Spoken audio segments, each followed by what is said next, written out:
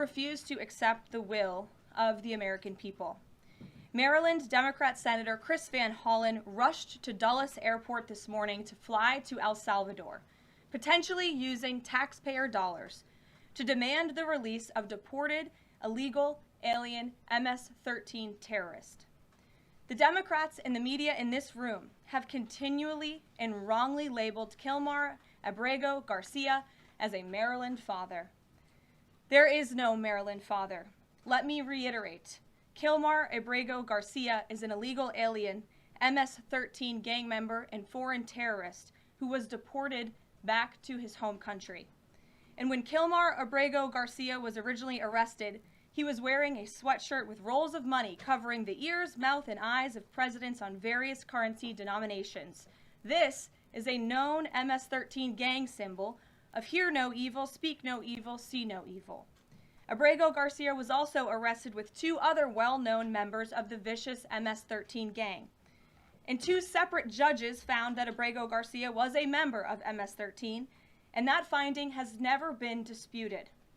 And just this morning, it was revealed through Maryland court documents that Abrego Garcia's wife petitioned for an order of protection against him for 2 instances of domestic violence in May of 2021.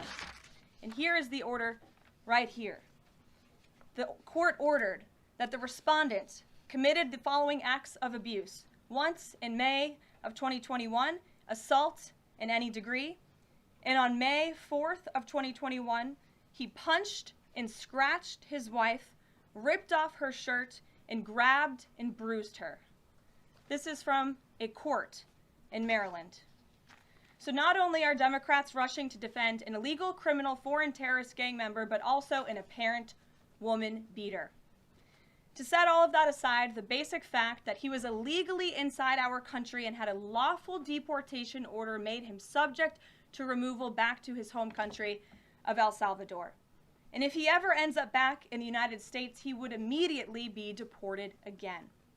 Nothing will change the fact that Abrego Garcia will never be a Maryland father. He will never live in the United States of America again. And the United States Supreme Court ruled unanimously that the President of the United States and the Secretary of State could not be compelled to forcibly retrieve this citizen of El Salvador who is currently locked up in a maximum security prison in his home country due to his MS-13 membership. To remind the media and the Democrat Party, MS-13 are among the most vicious and dangerous individuals in this world. They pose a direct threat to the United States, El Salvador, and any other country who maintains basic law and order. MS-13 rapes innocent girls and women, runs sex trafficking operations, murders for sport, and terrorizes law-abiding people. That's why El Salvador President Bukele made it clear this week that he will not be releasing this MS-13 gang member from his prison. But that is not enough. All of that is not enough to stop the Democrat Party from their lies. The number one issue they are focused on right now is bringing back this illegal alien terrorist to America. But where are the Democrats applauding the fact that southern border crossings just hit a historic low? Where are the Democrats supporting our brave men and women of law enforcement who are putting their lives on the line every single day to arrest the violent illegal alien invaders that the previous administration allowed into our country? And where are the Democrats when innocent Americans are victimized by illegal criminals that Joe Biden let in? It's appalling and sad that Senator Van Hollen and the Democrats applauding his trip to El Salvador today are incapable of having any shred of common sense or empathy for their own constituents and our citizens. Nobody knows this more than the woman standing to my right, Patty Morin, whose beautiful daughter Rachel was brutally maimed and murdered at the hands of an illegal alien in August of 2023. Patty no longer has her daughter because of the failed Democrat Party's open border, and these are policies that President Trump is bringing an end to. Patty should not have to be here today, but she is, and we are grateful and we are honored for her willingness and her request to share her powerful story with the world. Thank you, Patty, for being here. Thank you. A lot of you don't know the whole story about Rachel and about the crime that was committed against her. Even us, her family, we didn't know all the details.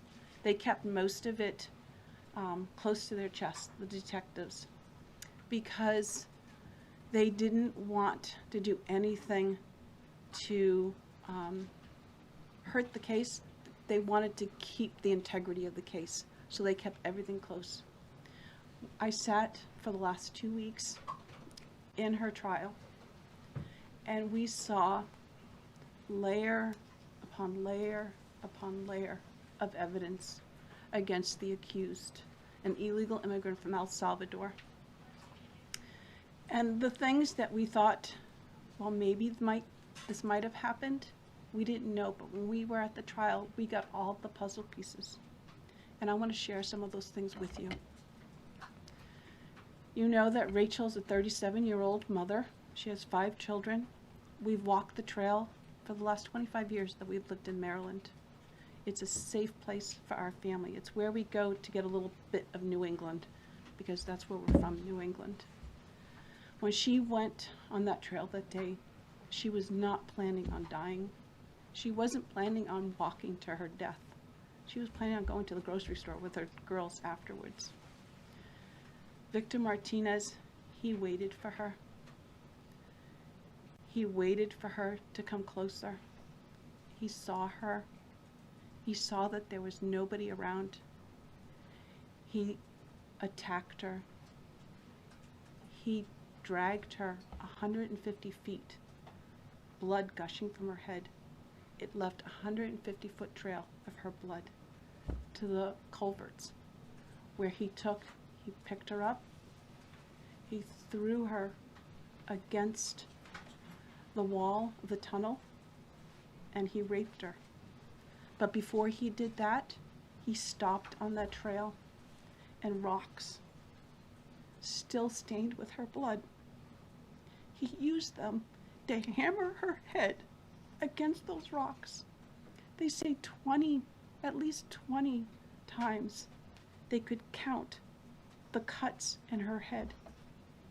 They said that when they did the autopsy, and I've seen the pictures, there's a 6-inch square in the back of her head where the skull is shattered the way that you would crush an eggshell in pieces. 3/4 of her brain hemorrhaged. Her right and left side of her face bashed in. Her beautiful face bashed in. Her head bashed in. Broken bones, fractures. He takes and he drags her some more. He drags her through the thorn bushes. She has all the scrapes and cuts on her body.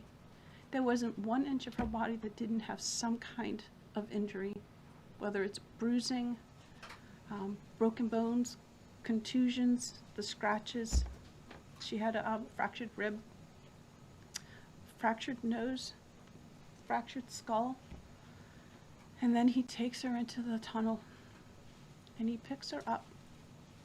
He throws her against the wall. Blood is gushing from her head. Her hair is soaked in blood.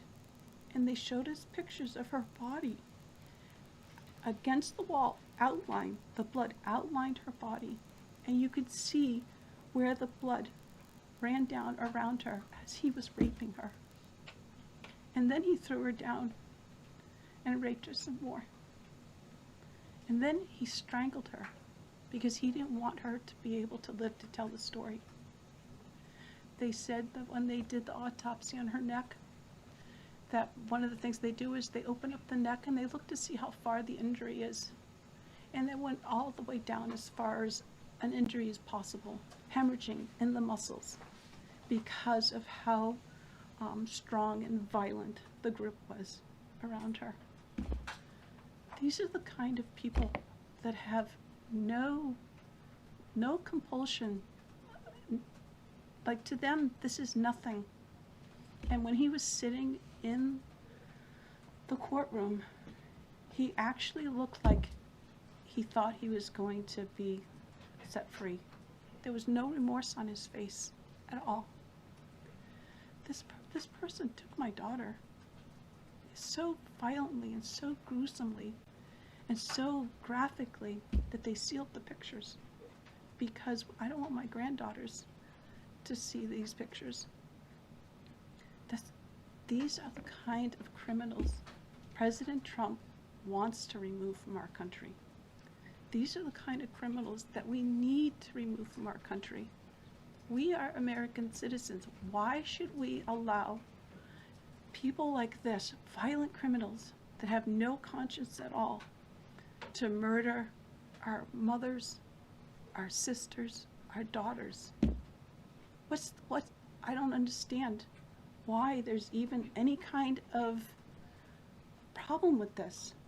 And it's not that it's political, like the left or the right, although I understand different parties have used it in the past. But we have to look at it as we are American citizens. We need to protect our families, our borders, our children. I don't care about politics. Well, I do, but I want to preserve life. And that's the only reason why I have taken and spoken about Rachel all this time. If you're a mother here in the room, can you imagine standing there alive? You're alive, and someone comes and puts their hands into your chest and rips out your heart? That's what it feels like. It feels like a part of you is being ripped out of you. You can't even describe the pain. Just like you can't describe to your husband what it feels like to carry a baby in your womb, or to feel those first kicks, or to know just intuitively if it's a boy or a girl. It's only a thing that a mother knows. Why are we not protecting the American citizens? It's just common sense. Why are we not protecting our children? And to have a senator from Maryland who didn't even acknowledge or barely acknowledged my daughter and the brutal death that she endured, leaving her 5 children without a mother and now a grandbaby without a grandmother, so that he can use my taxpayer money to fly to El Salvador to bring back someone that's not even an American citizen. Why does that person have more right than I do, or my daughter, or my grandchildren? I don't understand this. Thank you. Thank you. Thank you. And I just want to say that as a mother and as an American citizen, the president and our entire team, and I hope people in this room are grateful for your willingness to come here and your request to share your daughter's story. And I think the country hears you loud and clear. So thank you. Does anyone have any questions for Patty or for me? No? I have a question. No? Anybody? Okay. We'll see you all later. The president will be at his dinner later this evening. Thank you. Thank you for being here, Ms. Moore. Thank you. Thank you. Thank you.